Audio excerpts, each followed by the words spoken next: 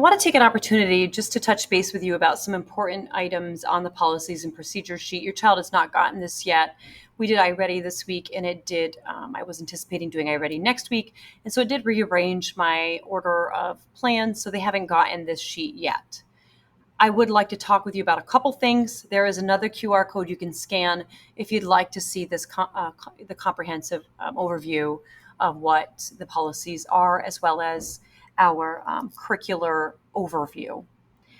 I'd like to start with what's highlighted in grading. 60% of the work, and this is according to our school policy, 60% will be summative, so projects, presentations, writing, tests, and vocabulary.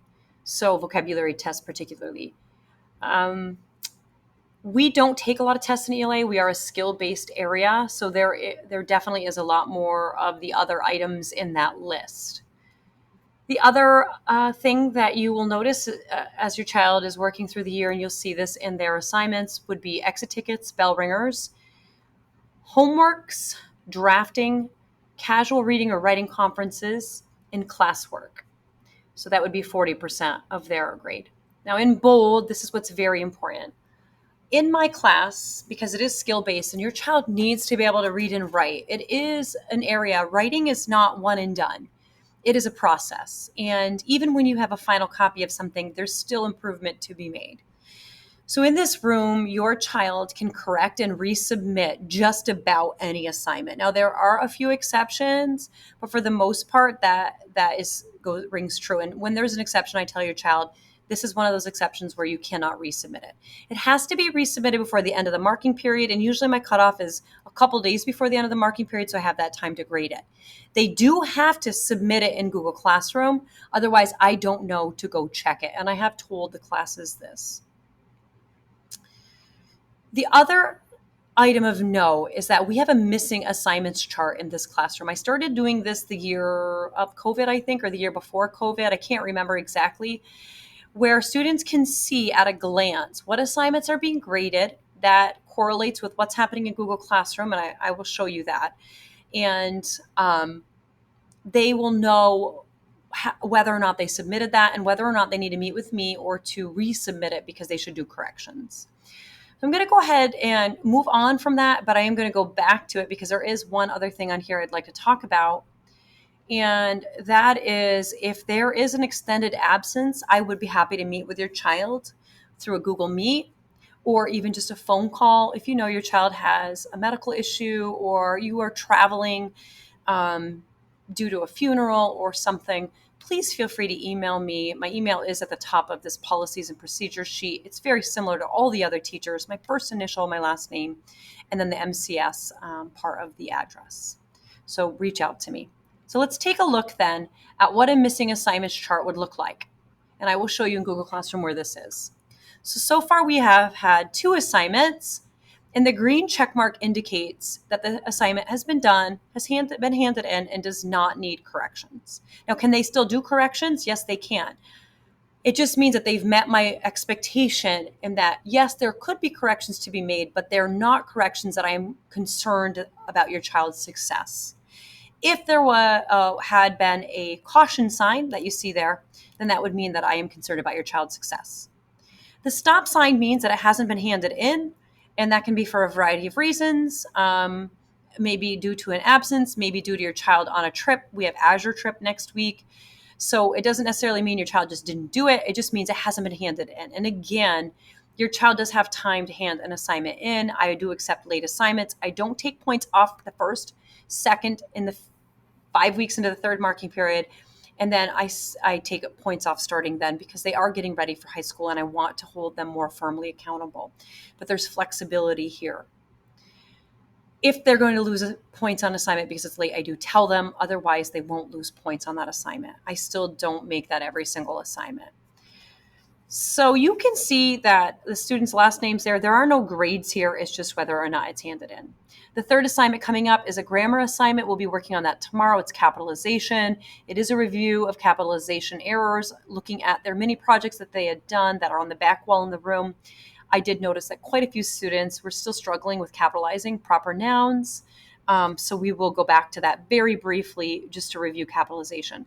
I do teach that I work with it with them, and then I hand it over to them in a small group, and then they're expected to finish one part of that on their own.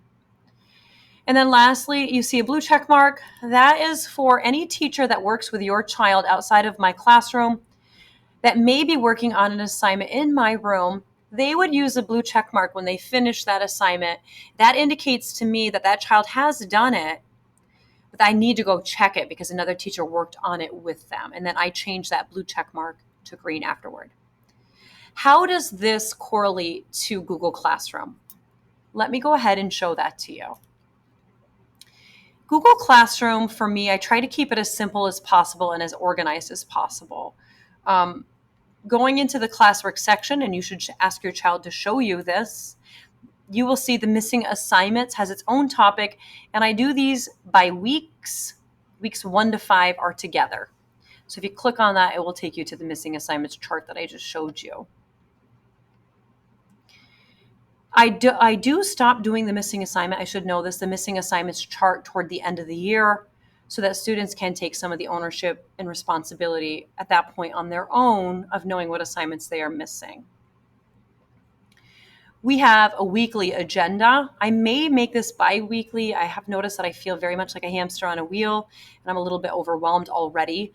So if you click on this, you will see it's everything we're working on, and we do go over the week's agenda in class. This was last week. This was our focus. Let me pop into this week because it's a little bit more aligned to what we would normally do. Last week was really an intro.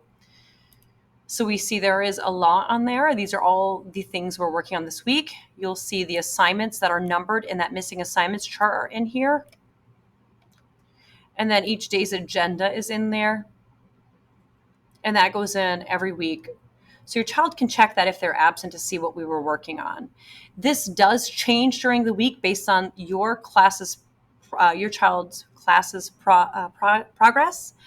And there are times when classes are doing things differently, and what you would see is a duplicate. So it's a Monday 9-12 period 4, and then Monday 9-12 periods, all the other periods. That happens. Some classes are moving faster. Some classes need more time to practice. And so I put that in the agenda separately so you would see that. What you also will see in the classwork section would be the assignments that you just noticed in the missing assignments chart. Assignment number 1, which is graded, and assignment number 2, which is graded.